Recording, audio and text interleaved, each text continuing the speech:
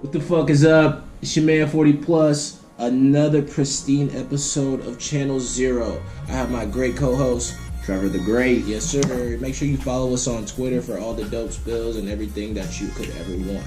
Now, this week we saw so many things popping off. We watched Daredevil Season 3. Amazing. We got into a little bit of Castlevania as well. Season 2. That was awesome. We got a whole lot of stuff for y'all, so y'all make sure y'all stay tuned. First and foremost, Daredevil Season 3. Spectacular. Very, very good. I mean, I like the fact that they take these characters like Kingpin and Bullseye and they expunge on their histories. It's not like they're just throwing them in the mix and like, yeah, he's crazy. Or yeah, he's a crime boss. Like, we understand why they do the things that they do. You know what I mean? And I really enjoyed that. I mean, I like the whole build-up of Kingpin and the build-up of Bullseye, but what did you think? I mean, where are we going with it? You know, once again, like you said, this season killed it. Super. I feel like Daredevil is easily one of Netflix's greatest like original shows. Yes. And quite honestly, this is also a testament to how good this show is. I've never been a Daredevil fan. Yeah, I've never really cared for Daredevil like that in any cartoon. Yeah. Or, you know, the god-awful Ben Affleck portrayal. I watched a clip of that the other day, and it was just terrible. Yeah, but, you know, I actually love this character now. It's way more grounded. It's way more grounded. It's gritty. But, yeah, with this season, though, I loved it. It was different. You got to see him battle personal demons. Yeah. There, you know, I like that contrast. That's pretty. I like how they do stuff like that. Like, they play on things like that. He's Daredevil. He's fighting inner demons. Yeah. You know, stuff like that. Like, it's great writing. It's great storytelling. I loved how they expanded on the Karen. Yeah. Gave the back. They even gave her an episode. Yeah, they gave her the backstory on, you know, why she moved from Vermont to New York and then found them and got on all of that. Yeah. Like, it's like their backstories don't feel forced. No. You know, it's always progressed. It's in a flashback, which sometimes that can be annoying, but I feel like it flows with the story. This normally, like you said, when they do that, it kind of disrupts, but the way that they did it this time around, especially with that Karen character, it flowed. It definitely flowed. It flowed. It flowed very well. It was so great.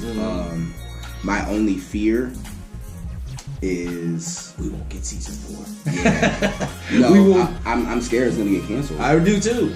I think the reason why, though, is you know that Disney is going to have their own streaming site. Yes. But we talked about this last time. I think Netflix owns those characters like Luke Cage and Iron Fist, and Jessica Jones, and Daredevil. So I think we might get another season. That's true. Okay, well then that like destroys my whole theory, because so why did you cancel Luke Cage? Because that's true. To my knowledge, it was doing Luke very Cage well. Was doing good. Very well. I mean, the second season wasn't as good as the first, but you can expect that. Right. But it wasn't like terrible. No, it wasn't terrible. So I was confused, like, why did that get canceled? But then I thought about, okay, Disney's gearing up. Yeah, they're getting ready for that. That's coming like probably next year. Yeah, so I was thinking that they were going to, you know, I think they're gonna do for the streaming site, for Disney streaming site, Heroes for Hire. Oh, okay. Like if they do Heroes for Hire with Iron Fist and Luke Cage, because I like that collaboration better than them singing. You know what I mean? Oh, okay. I like that a little bit better. You like the episode when Iron Fist comes to help Luke Cage, I felt like Yeah, only on Iron Fist's side. I mean, as far as Luke Cage, it's very weak. I hated Iron Fist. I never liked it, and I tried to. I tried. Yeah. I gave it a genuine try. How many episodes did you get in before you were like, "This is not for me"? Almost everyone is cringeworthy. Like, to be honest, like almost every episode, I'm just like, "Oh, this is so terrible." Cringe, and then you might get one where it's like, okay, it's okay, it's getting there, but then it's over, and it's like, okay, well, I'm hoping the second season's better. Nope, same, cringeworthy. It's just, it's just, I don't know. I don't know what I honestly don't have any constructive criticism to give to the show because I really don't know what they could do to make it better, I guess. They could have did like there's a story arc in Iron Fist where it's like it's like Mortal Kombat, right? It's like the 7 cities of heaven and they all have a champion and they have to fight. They should have did it like that, like Mortal Kombat. Okay. Because it's playing on the martial arts side of it instead of playing on the like the business aspect and all this. No, that's dumb. I want to see Iron Fist break somebody's jaw or break their back like Bane.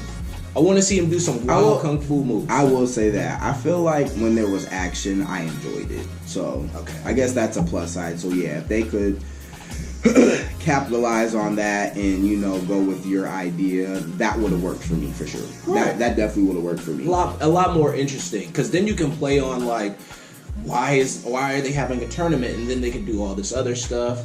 You know what? Yeah, okay, I like that. Yeah. And they could be like, you know, they could expand on the Kung Lung, you know, world and lore because you heard them talk about it a lot. Kung Lung. But it's like, okay, like, what does that mean to me? Like, we only get to see, like, small bits and pieces of Kung Lung, like, in flashbacks, but it's like him in a room somewhere. But you know that's where it is, but it's like, we don't know what that mystical world was about or anything really like that. And it's just, I don't feel tied to it. Yeah, you don't feel tied to it at all. Like you don't. And it's just, your idea is actually pretty fire.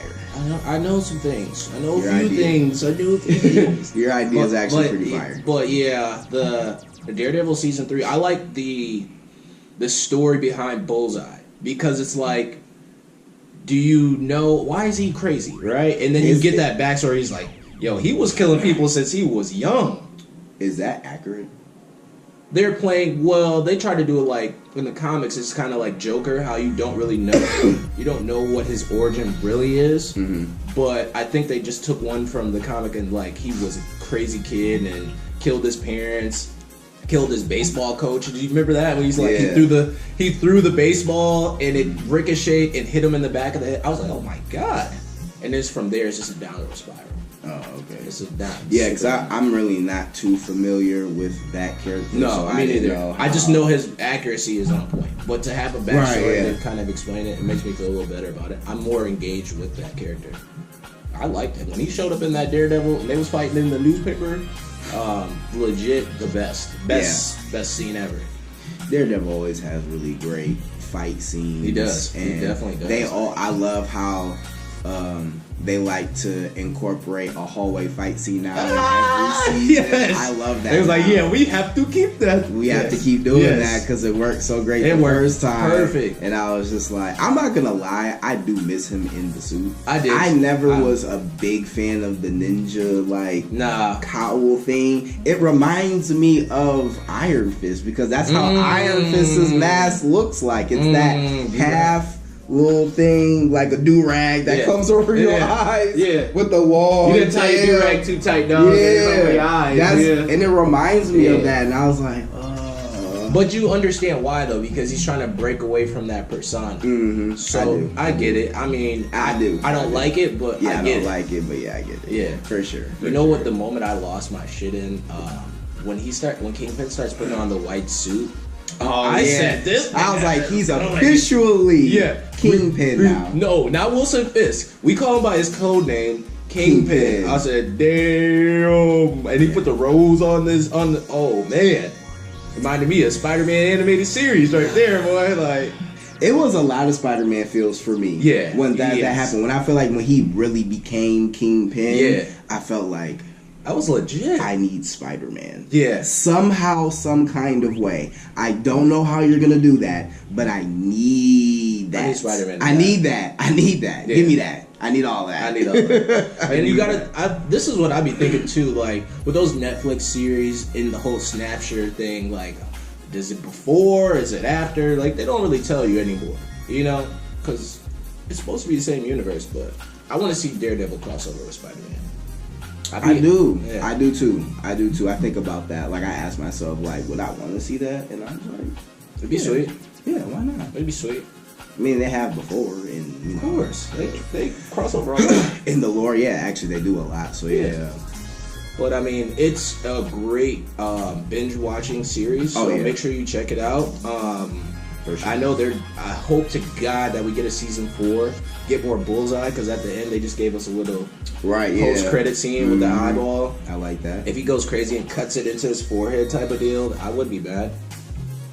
What other can we get? I don't want Elektra back.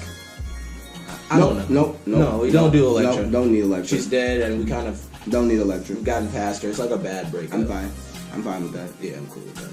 I'm definitely fine with that. With the Stakes, didn't need him. No, to me. No, not really. That was fine. I want a costume change from Daredevil. I want the black Daredevil suit with the red double D's. I saw that somewhere. It's like hanging up like on a cross. Yeah. I want that. That was sweet. And then morph the ninja suit with the red suit. Mm-hmm. Yep. I want that. Yep. But yeah, Daredevil season 3 definitely a great watch. We also checked out Castlevania season 2. Lit as if you like horror stuff / animation, that's the route to go. I mean, fucking Dracula, man. Dracula and his legion of the Night Horde are trying to destroy humanity. There's one character on there that I just thought was absolutely sinister. His name is Isaac, the black dude. Like the 2 humans that he has. Sinister? Yes. He's like whipping himself. And like you find out why he's doing that, and I was like, God, they had to pull the slave thing. He's very cold and calculated. Yeah, he is actually. Yeah. That's what I would say. I didn't really like Sinister per se. I feel like it's very cold, very cold, very removed, very detached. Yeah. It's scary. I wouldn't want to run into him. No, I wouldn't either. Dark his alley. Eyes. If you look at his eyes, they don't have any soul in them. Nothing. I felt that too, and I was like, I like how they drew that. Like every time you look at him, it's like dead. Like nothing's in there. Yeah. It was.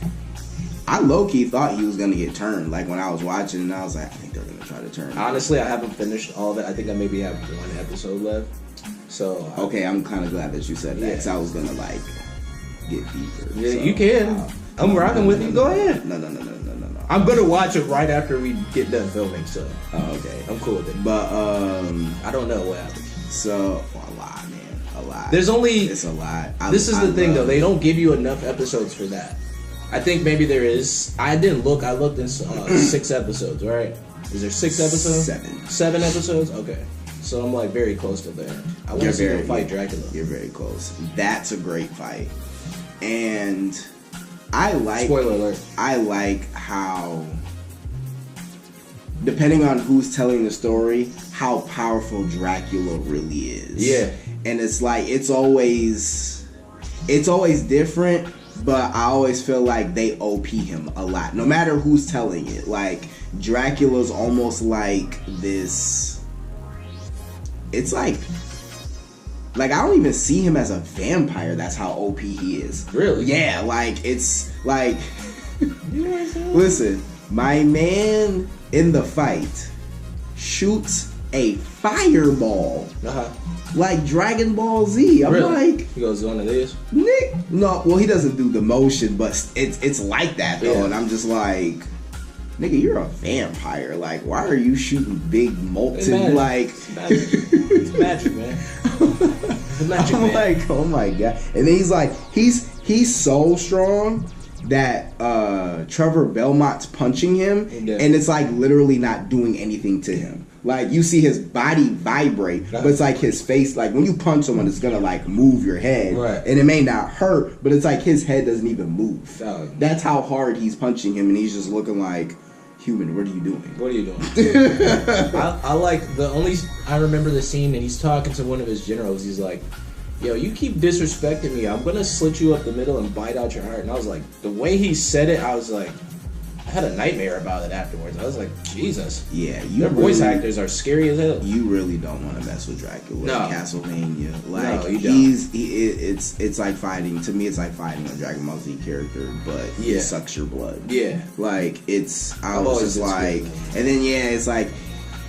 He's going in he's talking in the clouds like on some on the movie The Mummy, where it's like the sand was like an imprint of his face. It's like he does that in the sky and like in fire, and I'm just like, he's OP as hell. He's super OP, and I'm just like, I liked it. No, I liked it. I just thought about that. I was like, I don't think I've ever seen a Dracula portrayal be this OP. I'm like.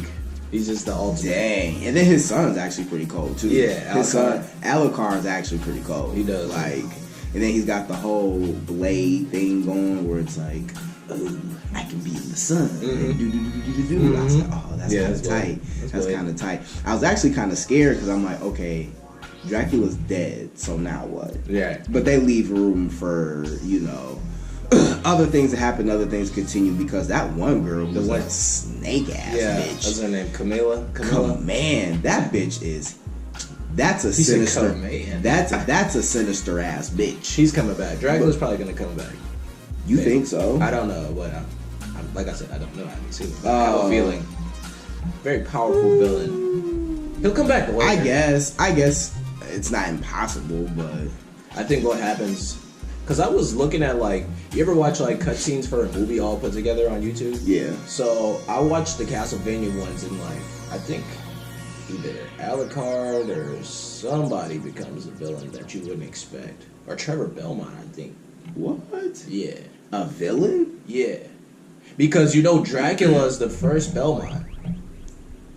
Because he's saying, Leon... What? Yeah. You just blew my fucking mind. Dracula is the first Belmont, but they don't know that. In the game. Oh. Yeah. And I did hear that. Because he got some kind of curse. He was fighting something else, and they turned him into Dracula. Oh. And I was wondering, too, I was like, they never really, expanded on, how he became Dracula? Yeah, in this, story. But I was just like, okay. I think that's Leon, yeah. I believe it is. That's crazy, yeah. Plot twist. It's crazy.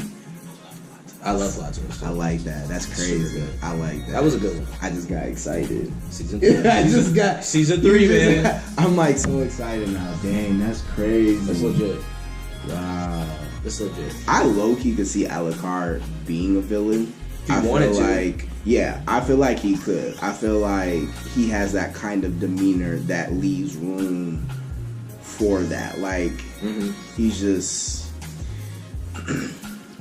How do I describe Alucard?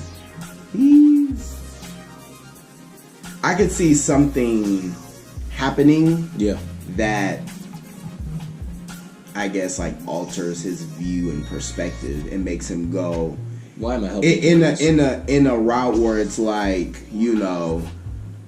necessarily I want to be bad for the sake of being bad, but what I feel like I'm doing is right, but it's bad. In a Killmonger sense, where you can feel for the actions of the villain and understand where they're coming from. Definitely could see that. Vanessa! That going for Alucard for sure. For sure. For Trevor Belmont, I don't see what would happen for him just to be how would you be a villain? Right. I guess unless you got turned into a vampire, then you just went so far left that, I guess you're bad now. But I wouldn't want that, honestly. No, I think they're going to. I think season 3 they should go backwards and just tell how Dracula was created. That would be dope. That'd be a good one. That'd be dope. Definitely a good one. And I would like the explanation of him being the first Belmont. That'd be. They tried to do it. What's a crow out here, yo? Yeah, I was just like, it's an omen. It's like a bad omen. Oh man. But yeah, what else we got? Currency and Freddie Gibbs dropped Fetty.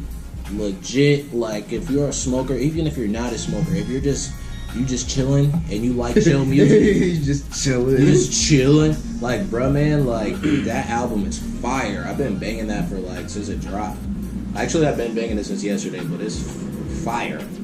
They got the song No Window Tints and Sincere, what is it called? Is it Sincere and Buddy or something like that? That shit was fire. And I heard that this project was supposed to be dropping, but I didn't keep up with it enough to know when it was. So when you told me it dropped, I was like, oh man, that's crazy. I need to like hear that. So how would you rank this project? I'm gonna put it up there like at an 8.5 because I like Narcy. That's my go-to person, like one of my favorite rappers. So, and the fact that you got Freddie Gibbs on there talking that gangster shit too, winning combination. And they have Alchemist producing the whole. Oh yeah, Alchemist is one of the best producers. The way he chops music is legitimately, it's awesome. Yeah, it's not I like the Alchemist. Yeah, Alchemist does a great job. It's not like, you know, you've heard these type of samples before, and if you did, it's in a different way. Right. So yeah, thumbs up for that. What else you got, man? There's a lot of stuff going on. I mean, yeah, there is. What is going on? Think about it. Take a second. In the world. There's a lot of different things going on. Of movies and TV. What are you listening to? Talk about music. What am I listening to? Yeah. What gets you up in the morning? It's crazy. I'm still on Young Dolph. Really? Yeah, that's so crazy. Like more than like people are dragging me because they're like, you're still not listening to the Carter 5, and I was like, I like the Carter 5 for what it was when it dropped. It was a moment. Yeah, and that's it. For me.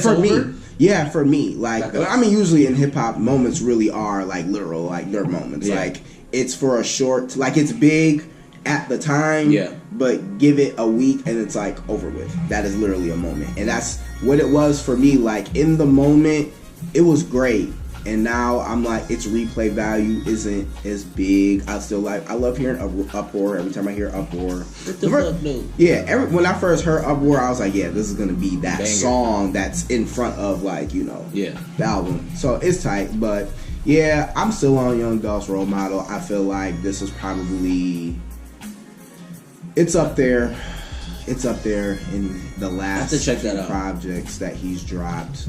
Because I know it's typical Southern drug dealer talk, but I just like his ad libs and shit. And, I don't know. My girl put me on Young Dolph. Yeah, she played the record when he was going against Yo Gotti and. He like, you big head motherfucker. I just heard that shit. I was dying laughing. Oh, yeah. Play with your bitch. Oh, my God. That's a classic diss that I feel like at the time. Slept on. It was definitely slept on. Definitely. Because it came out in a year where there was like a lot of diss for some reason. Yeah. And no one was really talking about that one like that. And to me, that was like the most disrespectful diss. Super disrespectful. Ever. But you got to think of the context behind why all that happened, because Young Dolph was getting shot at. You know what I'm saying? He was somewhere and he got his car shot up like 100 times. Yeah. I'm like, damn, ain't nobody talking about this? And he made a song about it too. He made a song saying, like, fuck you, fuck everybody. Your brother, your big brother is a bitch. Man. Big head motherfucker. Why you play this? Why you hate it so much? Big head motherfucker. I said, damn. Oh, man. Reckless. Lil Baby and Gunna. That was a nice project. Fire. The song that they did with Drake is cold. Man, that song is cold. What's the song called? They're 2 for 2. Recover? I gotta listen to it. Yeah. I got Lil Baby. I just got Yes Indeed, and I got the other joint with him and Gunna. It's like, Drift too hard, it's better. That shit. Yeah. Okay. Well, you need to add Recover. Yeah. And that'll be like the trifecta. Yeah. But, can we talk about something real quick? Because you made me think about stuff. Well, do you ever notice how Drake nowadays is kind of like the gatekeeper for hip hop? Kind of. Because he'll touch somebody's career. Like, think about it. He started with Migos. He started with Party Next Door. He started with... Yeah, Drake. He catapulted a lot of these cats. Drake definitely shows a lot of love. And, you know, puts... I don't necessarily want to say he puts people on. He's not putting them on, but he's bringing them to that level, though. He helps. Yeah, he helps. Yeah, and that's a cool thing about Drake for sure. Yeah, he does that. You do see him with the cat. A lot of hot. What's the cat that do the? What's this dance? What's his name? Black Boy. Yeah. He definitely is with I mean, honestly, if you think about it, it helps him too.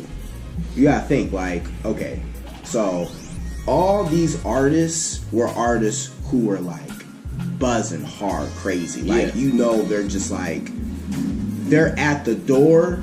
It's just like Drake just opens it and like lets them walk through. And it's good for him too, because I'm with that. He gets to, their fan base gets to hear him. It keeps him current. You know, he gets to hop on their sound. And who's writing it though? It's who is writing your records when you hop on these other people's stuff? Petty. Like, it's not Quentin Miller. Like, bro, who else writing it? Well, he writes his stuff because he writes for other people too. He does. I would say that 40%. I'm gonna give him 40% of the time he don't write his stuff. Like when it's ballads and melodies and stuff like that. And this was said before. Melodies and stuff, that's Drake, right? Yeah. These hard bars, like when he hop on a Migos record or like a Lil Baby record, I feel like he's not writing that, bro. I'll lower it. I'll say it's 70-30. Of what? Him not writing? Or him writing? Not writing is 30. Not writing is 30? Not writing is 30. That's not much of a difference. I give him another 10%. Okay, you know? okay. I'll give you. But a lot of people see, and what about music is, especially nowadays, a lot of people do get help. A lot of people do have, like, you know, there's multiple hands in the creation of music, and I understand that, and that's fine.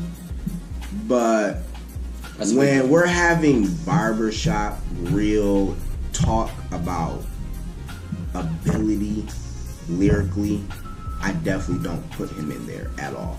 And I feel like when you do, it's disrespectful. It's super disrespectful. You know, I think of Wayne, I think of Jay-Z, I think of there's so many people that you could put in there. Lamar, I think of Cole. They would you know, they would eat him up, yo. Like, it's like those are, you know, true lyricists. But this is the thing though. You saying we talking about hip hop. We're not talking about just music. Music could be pop. It could be reggaeton. It could be whatever. True. Drake is like he is not writing these hard bars. I want to know who's writing these bars and give them a shot. I think that he does write some of them. But this ain't Motown. I'm not saying he doesn't write any of them. Bruh, this ain't Motown. He writes. I mean, think about it like this. Like, do you think they'd have that much faith in him if he didn't write any of them? That's true. When he came in the game, he was doing it on his own, right? But when he got into the game and as his clout began to grow, I feel like for the harder records that he is on, somebody is contributing to them. Bars, there's hooks. help. There's help. He has help within that camp, that OVO camp. He has help. A lot of people have help. He's not the only one. He just became the poster child of it because of what Meek Mill did back in. I'm still mad at Meek for 14, 13. I think it was like 2014 when that whole thing had happened. Or whatever, and the whole reference track thing happened because, Drake's definitely not the only one. He just became, like, the forefront of it, and, you know, it is what it is. Like, honestly, it really doesn't even matter in this climate because people are still going to listen to him, obviously. Like, no one really cares about that anymore. Like, and it's kind of sad, but, I mean, honestly, I guess at this point, hip-hop is so big, it's just like an entertainment thing. So no matter how you get it, as long as you get it. Basically. It's I know, like I get conflicted about it sometimes. I'm a purist. I'm a hip hop purist, and I feel like I feel you. I feel like if you're writing your stuff, you deserve that shine. Like you do. Like one artist that I feel like is gonna be great, Dave East. Dave East is he just dropped a project with Styles P. It's called Beloved. I haven't even heard of it. Bruh. Exotic whips, exotic chicks, nigga. This nigga is going off. Like I do like Davies a lot. I do like Davies. Davies would eat Drake ass up, bro. No homo. Like he would literally bar for bar, he'd be destroyed. Like Kamehameha, give me all your spirit energy. But the thing about Drake is though, he's a big guy though. he's really hard to beat. And the only time I felt like you could beat him was what Pusha T did. Yeah. Like, you could bar Drake to death. That's not gonna work. People have already tried to do that. That's not gonna work. Right. You could bar him to death. That's not gonna work. Right. Because he's gonna have, and then he's so prompt with his shit. Like, he's so calculated. Like, everything that Drake does is a calculated formula and strategy, and he's good at the execution of, you know, that formula and that strategy. Okay. And it's really hard to beat. You can't just do it with bars. Like, you can't. Like, how was it that Pusha T beat him? Was it because he showed? Oh man. Was it because of the kid? It was the info, bro. It was definitely. It was because, and then some people, and there's still this ongoing debate of how far is too far in rap beef. Some people say there's a boundary. Some people say there's no boundary. There's no boundary in rap, bro. Pusha T definitely took the no boundary route. I love it. And it was looking like he was winning. Yeah. It was looking like my man's definitely was winning. And then they shut it down because I felt like it was out of fear to me. Because I don't like when someone says something could have happened when you could have done it. Like, they were throwing this narrative out of, oh, we could have said something about we them, could have, but we would have ended their career, and we're not in the business of doing that. And I'm like, well, what about Meek Mill? Right. You definitely almost killed that nigga for sure. No, they did. So it wasn't a problem then, so why is it a problem now? And I didn't like that. And I felt like it would have been good. Like, I mean, that's what hip hop is about. It's confrontation. It's competitive nature. Mm-hmm. It's I'm coming for your neck. It's all of that. Mm-hmm. Like, that's just what comes with the game. It's in the essence. That's just what it is. And I felt like we got robbed of a great opportunity. And it was summertime to prime time. Like, the back and forth with them, I think, would have been amazing. But somebody behind Drake said don't do it because he will kill you. Was like, oh no, don't do that. We can't have that. We can't have this. Like, this is this. When they say it's too far, it's like we may lose for real, right?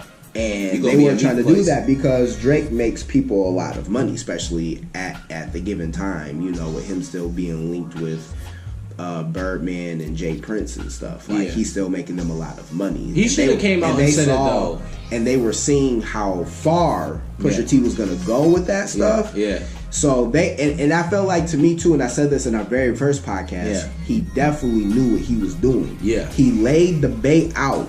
Because no, seriously, he laid the bait out because what he said in Infrared was like maybe 1 or 2 bars. That's it. And it was light. Like, Drake really didn't have to respond to that. But he's so emotional and he's so, quick to just pop. Mm-hmm. Mm-hmm. And I feel like Pusha T knew that and he played on it. Like, okay, I'm going to lay this out. You're going to take the bait. You're gonna take and I'm going to come and hit your ass with this shit. And then I have some more stuff waiting for the stuff that you're going to reply to me or whatever. Exactly. Like, he had a plan. Exactly. But, Did you hear in Joe Budden's podcast, they were saying something to the effect of Drake's people were going to Virginia to pay people that knew Pusha T for any type of information. Oh, yeah. And I feel like you could do that, which is fine. I mean, like you said, this is a thing, though. Again, no boundaries. You're trying to say there's rules to beef, but there's not rules to beef if you're trying to do that. Because you're scouring for resources. So. Right, yeah. But Pusha T said that it was a woman... woman 40 was sleeping with. Well... Yeah. I wasn't even... Wait, I mean, that's true, but that's not who I was talking about in what I was about to say. But no, yeah, like, he revealed that shit, and I was just like... Well, I mean, it's kind of like he came out and said that shit, and it's like, okay, I don't want to like say like your word don't mean nothing, but like that's really far fetched to me. What? To have a woman pillow talk with your homie and tell all your business? Well, I mean, I'm not saying like, okay, the idea is plausible, but it being 40, I don't know. I mean, he unwittingly did it though. It's not like he planned it. That could be a ploy to like all that could like to me that whole Pusha T being on there. I feel like Pusha T was definitely taking advantage of the Drake situation, the platform that he's on at that given time, and saying the things that he was saying. I feel like some of it was true, and I feel like some of it may have been a bit exaggerated, but it's still a ploy. Like, it could once again be one of those bait techniques, like, I'm gonna lay this out and I want you to react to it. Exactly. You know what I'm saying? Like, it's like, you know, art of war. Yeah. Like, I feel like he's trying to attack Drake's heart. Yeah. For sure. You can't bar him, like you said. And you can't bar him. You gotta go for his heart, which is his kid. And, you know, I believe half of what you see and, you know, half of what you hear about. There may be some truth to it, but I'm not taking every word that he's saying to be Bible. You know what I mean? Yeah. Because at the end of the day, it's hearsay. We don't have any facts to support what you're saying. Like, what I was going to leave with before you had said that was, I guess there was some exec that Pusha T worked with that knew things about him personally, deeply, that I guess they were saying that I guess Drake was, when you said like, oh, trying to get the information, that was who you were talking about, was a woman that he had worked with since he'd been in the music industry, and she knew lots of things about him personally, right. And they were trying to go to her and offer her money to you know, get the information or whatever. But you know, it's a lot of I'm saying this, you saying that. What's all true, I feel like some of it we'll never really know. I guess we're just taking everything that they're saying at face value. Yeah. And we don't know the real story, but we know the results that he got from it, which was we have been shown Drake's chink in his armor, and that is the same thing that makes him great, his emotions. For sure. So if you want to destroy Drake and bring down the Titan, you just go for his heart. For sure. That's all it is. David versus Goliath. Or drug dealer versus singing ass nigga. Whatever you want to do.